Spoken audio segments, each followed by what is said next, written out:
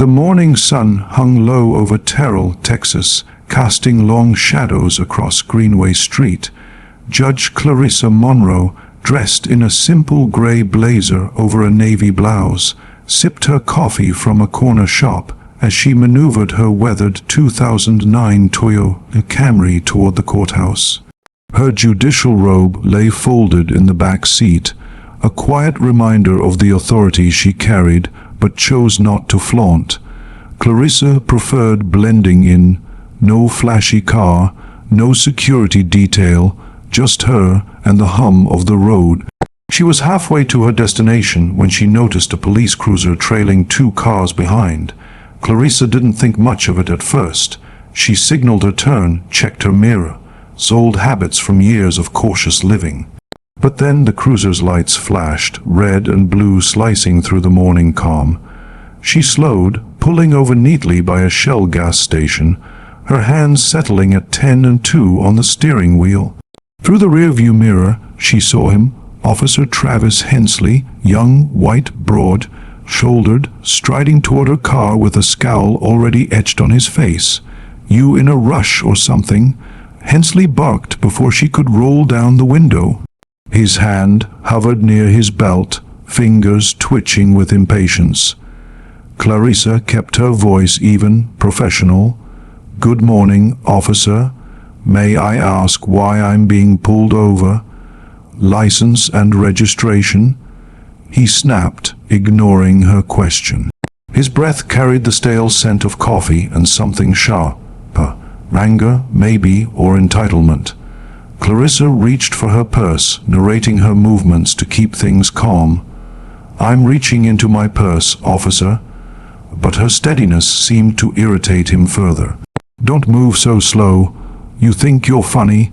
Hensley leaned closer, his face inches from the open window. Clarissa swallowed her irritation, maintaining her composure. "I'm cooperating, sir. Here's my—" Before she could finish, Hensley yanked the door open. Clarissa flinched, gripping the seat. "Get out of the car," he ordered, his voice sharp enough to cut through the morning air.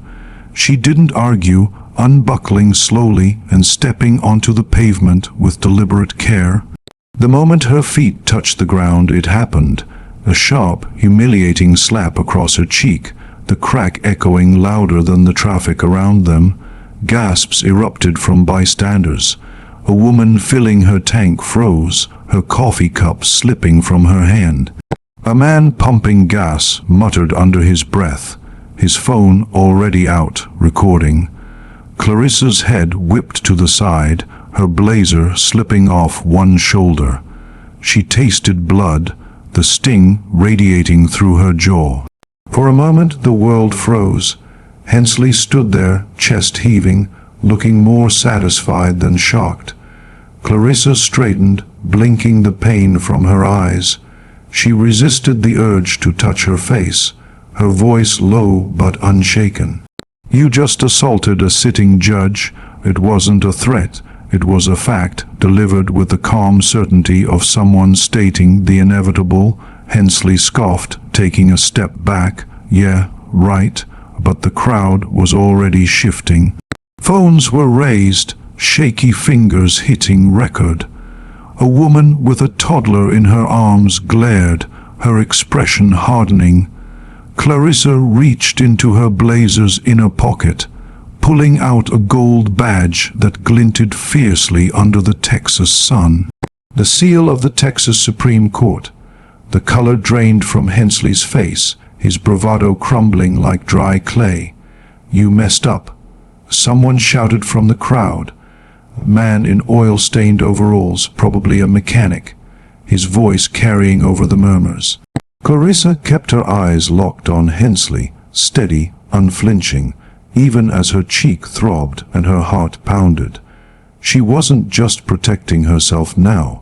She was standing for every person who'd ever faced this kind of abuse without a badge to shield them. Hensley's hand twitched near his holster, and for one sickening second, Clarissa thought he might escalate further. But the crowd pressed closer, phones raised like a wall of truth. "Put that away." Hensley barked at a teenager filming across the street, his voice cracking. The kid didn't budge, neither did anyone else. "You assaulted me in front of witnesses," Clarissa said, her voice low but carrying like thunder. "You're going to answer for that." Hensley's mouth opened, then closed, his chest heaving like he couldn't breathe. He stumbled back, fumbling for his radio, requesting immediate backup. He muttered into the mic, "Possible disturbance at the Shell station, corner of Greenway and Cypress." He didn't mention that he was the disturbance. Clarissa crossed her arms, her badge still visible, her cheek burning. "You know who I am," she said. "You know what comes next." Hensley shook his head, muttering, "Didn't know you? You don't look like a judge." The words hung heavy, ugly, and real. The crowd heard it too, their murmurs growing sharper. A woman holding a toddler stepped closer. "What exactly is a judge supposed to look like?" "Huh," she snapped. Hensley ignored her, pacing in a tight circle, his face blotchy and red. He didn't apologize, didn't offer help. Just looked trapped, a man realizing too late that he'd stepped into a storm of his own making. The first patrol car screeched into the lot moments later, followed by another. Two officers, a Latino man and a white woman, hopped out, hands near their hips, eyes wide as they took in the scene. Clarissa spoke first, her voice clear and commanding. "Officer Travis Hensley assaulted me during a traffic stop. You are now witnesses to that fact. My name is Judge Clarissa Monroe, Supreme Court of Texas." The male officer blinked, processing. His partner, Officer Saunders, stiffened, glancing at Hensley like he was radioactive. "You serious?" Saunders asked, eyes narrowing. Clarissa held up her badge, letting the sun catch it. Sirens wailed in the distance, urgent, not the kind meant for minor incidents. The gas station manager ran out, yelling, "I got cameras. It's all on tape." Hensley's shoulders slumped, the weight of the moment crashing down. Clarissa watched him, waiting to see if he'd own it, if he'd apologize, if he'd try to mend even a fraction of what he'd broken. He didn't. Instead, he looked away, mouthing silent curses to himself. The other officers moved in, separating him from Clarissa, corralling the crowd, trying to contain a situation already spiraling beyond their control. A voice crackled over the radio, "Lieutenant Reeves, ETA 3 minutes." Clarissa caught the sideways glances from the officers, half sympathy, half fear. They knew this wouldn't stay local, not with phones recording, not with security footage from 3 angles. Saunders approached cautiously. "Ma'am, are you injured?" Clarissa nodded once. "He struck me across the face." Saunders looked like she wanted to disappear into the asphalt. "EMS is on the way. We're gonna handle this. I'm staying until Lieutenant Reeves gets here," Clarissa said, her tone leaving no room for argument, and so they waited. The crowd grew, their murmurs turning into shouts of support and outrage. A black SUV with government plates tore into the lot, scattering pigeons into the air. Lieutenant Vernon Reeves stepped out, his face set like stone. A big man, square, jawed with salt and pepper hair, he yanked off his sunglasses the moment he saw Clarissa. He pushed through the officers, his eyes locking onto her bruised cheek. "Judge Monroe," he said, voice low and clipped. "Are you all right, ma'am?"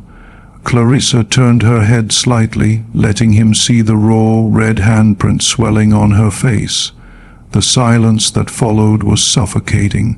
Reeves's jaw twitched, and he turned to Hensley, who stood awkwardly by his cruiser, avoiding eye contact.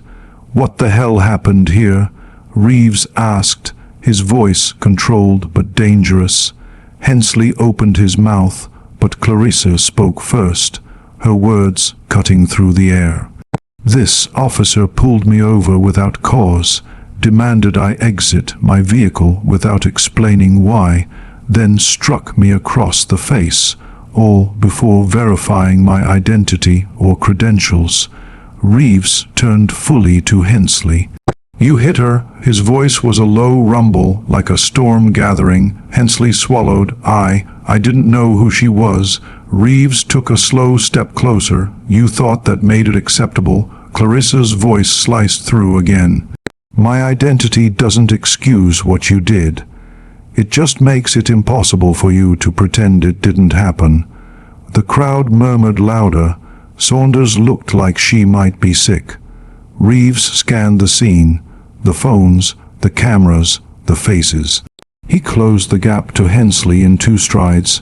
"Hand over your weapon and badge, right now." Hensley blinked, stunned. "Lieutenant, you can't be serious. You assaulted a Supreme Court judge, Travis. You're lucky this doesn't end in handcuffs on the spot." Reluctantly, Hensley unclipped his badge and handed over his sidearm, his hands shaking. Clarissa watched, not with vengeance or glee, but with a deep, cutting disappointment. Saunders stepped up, taking Hensley by the arm and leading him to a cruiser. He didn't fight, didn't look back. Reeves turned to Clarissa. "Ma'am, we have medical en route. I'm deeply sorry for what happened. It will be handled properly." Clarissa nodded. "See that it is." EMS arrived, cutting through the crowd. A young black woman with tight curls under her cap examined Clarissa's swelling cheek, shaking her head slightly. Clarissa let her work, not because she needed treatment, but because she knew the importance of documenting everything. The gas station manager approached, wiping his hands on his jeans. "Ma'am, I got it all on video, just so you know." Clarissa met his kind, sun-worn eyes. "Thank you. People need to see it for themselves." "You're right," he said quietly. "Ain't nobody gonna spin this." As the medics worked, news vans arrived, reporters scrambling with microphones. Clarissa realized her bruised face, strong, unbroken, was about to be everywhere. But this was no longer just about her. The firestorm was building, and it would pull her into a fight far bigger than one morning, one officer, one town. By the time Clarissa finished giving her statement at the Terrell Police Department, her phone was buzzing non-stop. Missed calls, texts, voicemails from colleagues, journalists, even old friends she hadn't spoken to in years. The gas station footage had leaked to a local news outlet within the hour, and from there it spread like wildfire. She sat in a windowless interview room, sipping stale water from a paper cup, her cheek throbbing with a deep, hot ache. Through the thin walls, she could hear the frenzy. Phones ringing, officers whispering, the occasional raised voice.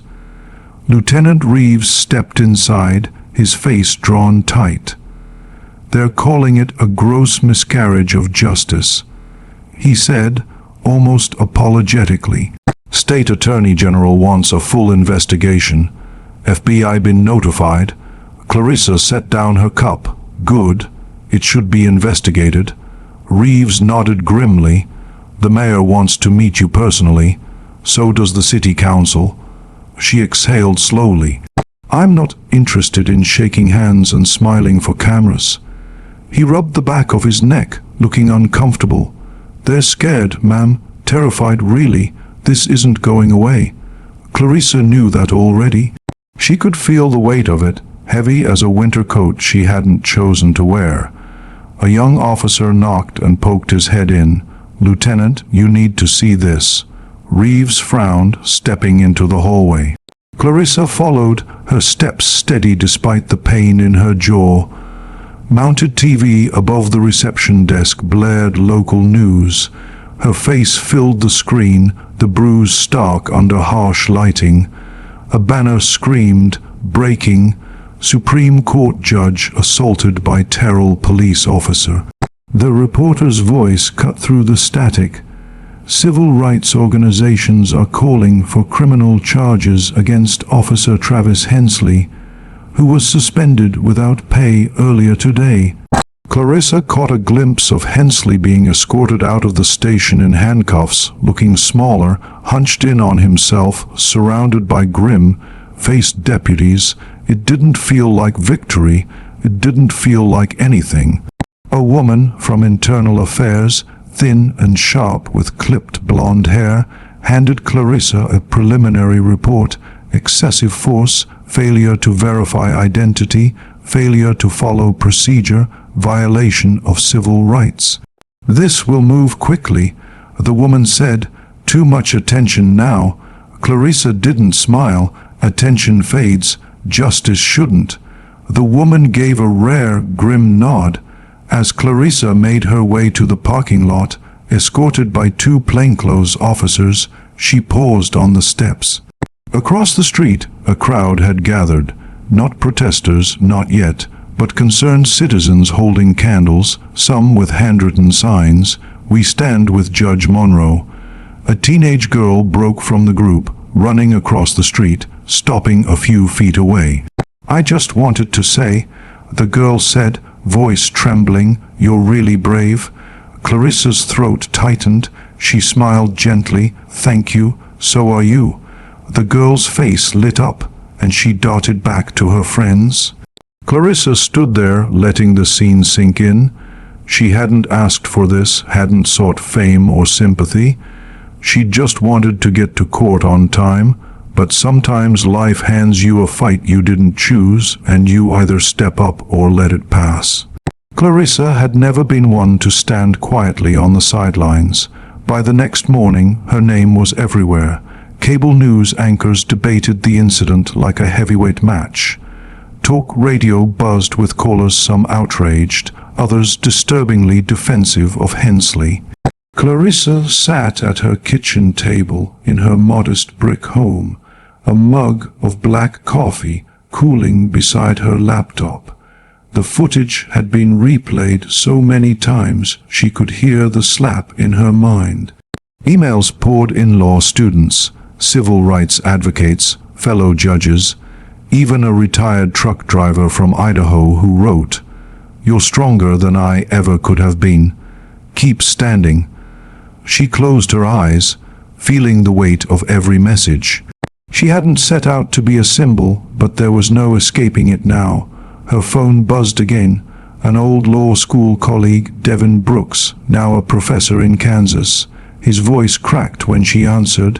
"Clarissa, I saw the footage. I'm sick over it." "I'm all right, Devin," she said, pressing the phone to her ear. "No, you're not," he said gently. "None of us are.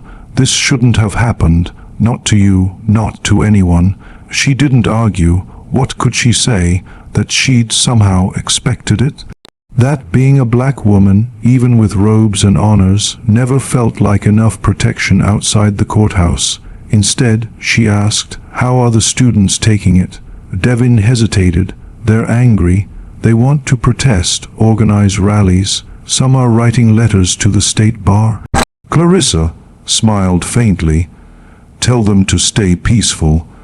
Their voices will carry farther that way." After hanging up, she turned on the TV. Outside the courthouse, people were gathering. Home made signs, tear-streaked faces, quiet fury. An older black woman in a church had spoken to a microphone, her voice shaking. "This is about dignity, about respect that shouldn't have to be earned with a title or a badge." Clarissa leaned back, absorbing every word. This wasn't just her story anymore. Across town, rumors swirled that Hensley had hired a high-priced Dallas lawyer. Pundits speculated he'd claim he feared for his life, the same tired excuse Clarissa had seen in countless cases. But there were too many witnesses this time, too much evidence. Maybe, just maybe, the country was tired of excuses. The doorbell rang, snapping her out of her thoughts. Two plainclothes detectives stood there, serious but respectful. One, a tall black man with a Memphis accent, introduced himself as Detective Lionel Griggs. "Ma'am," he said warmly, "we're assigned to assist with security, just for your safety. Things are heating up." Clarissa nodded. "Thank you, Detective." Griggs smiled. "We got you, ma'am. No one's gonna touch you again." For the first time in 2 days, Clarissa felt her chest loosen. She wasn't alone, not by a long shot. But as the legal wheels turned faster, she knew accountability wouldn't come easily, and it wouldn't come quietly. The courtroom buzzed with a heavy energy, a demand for consequences Terrell wasn't used to seeing. Clarissa sat in the front row, flanked by 2 attorneys from the State Judicial Committee. She wasn't presiding today, she was a witness. At the defendant's table sat Hensley, looking small in a wrinkled suit, his lawyer, Marla Whitby, whispering frantically in his ear. Judge Ruth Dillard, a no-nonsense woman from a neighboring county, called the session to order. The prosecutors laid out the facts. No speculation needed. Video after video showed Hensley pulling Clarissa from her car, striking her, refusing to verify her identity. Clarissa took the stand, her steps steady. The courtroom held its breath as she swore to tell the truth. When asked to describe what happened, she didn't embellish. "I was treated as less than human because of an assumption made the moment he saw me," she said, her voice never rising. "The badge in my jacket shouldn't be the reason anyone regrets mistreating me. My existence should have been enough." Someone in the back wiped their eyes. Clarissa glanced at Hensley. He wouldn't meet her gaze. The defense tried to shift the narrative, claiming Hensley feared for his safety. Clarissa's attorney objected, and Judge Dillard's gavel came down sharply. "Sustained. Stick to facts, Ms. Whitby." The defense faltered. Too many witnesses, too much video, too much truth. When closing arguments wrapped, Judge Dillard didn't hesitate. She found Hensley guilty of battery, abuse of authority, and violation of civil rights under color of law. Sentencing would come later, but the verdict was clear. Clarissa stepped outside the courthouse into the thick afternoon heat. Cameras flashed, microphones thrust toward her. For a moment, she considered ducking into the waiting car, letting someone else speak. But then she thought of the teenage girl with the candle, the mechanic with oil-stained hands, the thousands of strangers who'd written letters and held signs. She stepped up to the microphones. "My name is Judge Clarissa Monroe," she said clearly. "What happened to me happens to too many people who don't have a title or a badge to protect them. I am grateful for the support, but gratitude is not enough. Justice isn't a gift. It's not something you earn by being respectable or educated or famous. It's a right, and until that right is guaranteed for everyone, everywhere, none of us are truly safe." The reporters leaned closer. She let the words hang, heavy under the sun, then turned and walked away, taking no questions. The cameras kept rolling, but she didn't look back. That night, Clarissa sat on her porch, legs curled under her, watching the stars emerge. Her phone buzzed. Another message, this one from a young woman in Louisiana. "Because of you, I'm applying to law school. Thank you for fighting, even when you didn't have to." Clarissa smiled, setting the phone aside. She hadn't chosen this fight, but maybe it had chosen her. Weeks later, she stood on the steps of the Texas Supreme Court building in Austin, her robe billowing gently. She'd agreed, reluctantly, to speak at a ceremony honoring public servants who'd shown courage under pressure. She didn't feel she deserved celebration. She'd only done what self-respect demanded. But as she looked out over the crowd, students, community leaders, families with children on their shoulders, She felt something she hadn't since that morning at the gas station: hope. "I've been a judge for many years," she began, voice steady.